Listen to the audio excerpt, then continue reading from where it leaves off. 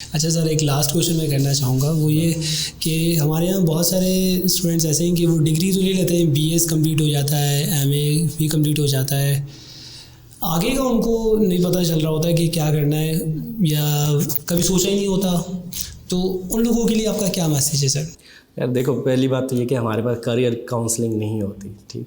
हमारे पास वैसे intermediate level से ही स्टार्ट हो जानी चाहिए। वैसे भी ये मीम्स भी बनते हैं आजकल के, इंटर कर लो जान छूट जाएगी, ऐसा कुछ भी नहीं है। असल गेम तो वहीं से शुरू होता है। करियर काउंसलिंग हमारे पास नहीं होती। हमारा जिसमें इंटरेस्ट होता है, हमने रिसर्च की we started research with that कि हमारा जो एरिया ऑफ इंटरेस्ट है हमें नहीं पता होता है। तो करियर काउंसलिंग भी यही है कि we do not focus on our area of interest. अगर हमें पहले ही बच्चे को बता दें और अगर वो कुछ क्लियर कर ले, इसमें स्टूडेंट को तो डायरेक्टली हम नहीं, जो पेरेंट्स मास माइट भी पॉसिबल हमें कहीं सुन रहे हैं या ये कभी सुनेंगे, so we would suggest them कि उनको भी काउंसलिंग करें और किसी को फोर्स ना करें। बच्चे को कुछ बेसिक एलिमेंट होते हैं कि किसी को कंप्यूटर पसंद आ रहा है तो let them go to the computer area. और दूसरी जो स्टूडेंट चूज़ करना चाहते हैं वो उसमें फिजिबिलिटी भी देखें कि क्या वाकई वो इसमें फिजिबल होंगे। चॉइस जो बना रहे हैं, जो डिसीजन ले रहे हैं, लाइक मुझे देख लो, मैंने अगर मुझे आप कहोगे आर्मी या मेडिकल सब कुछ छोड़ के यहीं पे इंग्लिश पढ़ा रहे हैं, तो ऐसे वाकई बहुत सारी चीज़ें थी जो I could join at that time, जो कि शायद मैंने इनडायरेक्टली मैं कहूँगा मैं खुद छोड़ के आया हूँ। तो ये सारा एरिया होता है, इसे रोलिंग स्टोन भी कह सकते हो आप। ये एरिया इंटरेस्ट था, एरिया ऑफ इंटरेस्ट मेरा यही था। अगर मैं ये नहीं चूज़ करता तो शायद मैं आज कोई अच्छा डॉक्टर या अच्छा ऑफिसर नहीं बन पाता, because I am good with my teaching, तो आज मैं उसी के साथ हूँ, ठीक। So still we are learner, scholars होते हैं। सो बच्चों को भी अपनी एरिया, अपनी इंटरेस्ट को देखना चाहिए। वैसे अगर जनरली बात करें तो सिंपली बेटा ये मेहनत का दौर है, आप मेहनत नहीं करोगे, ये कहने की बातें हैं।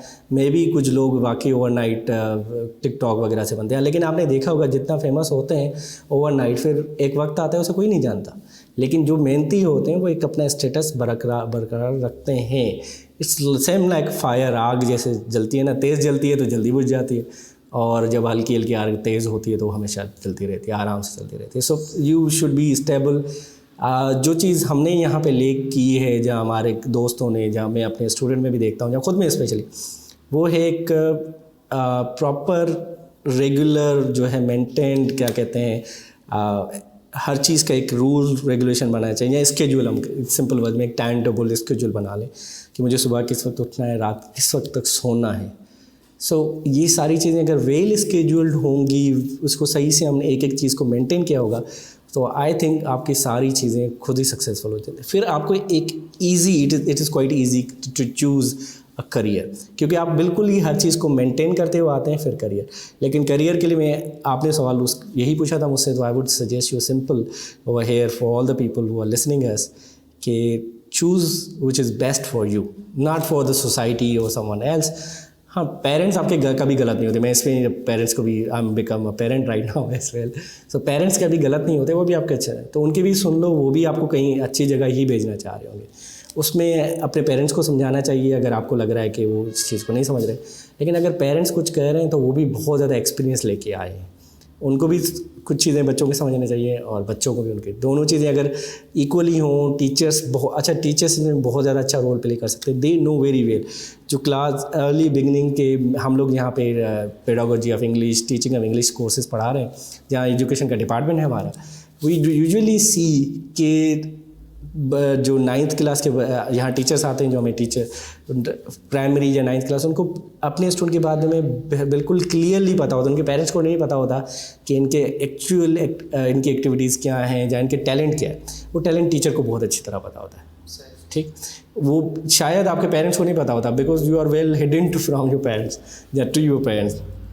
सो सिंपली टीचर्स का अच्छा रोल, टीचर उनको एटलीस्ट बता सकते हैं कि बेटा ये आपके लिए प्रोफेशनल यूज़ है। ये आई नो वेरी वेल कि जापान में देख लें, अमेरिका में देख लें, they have a counselling session for student, career counselling पूरी कंप्लीटली उनका एक सेशंस होते हैं।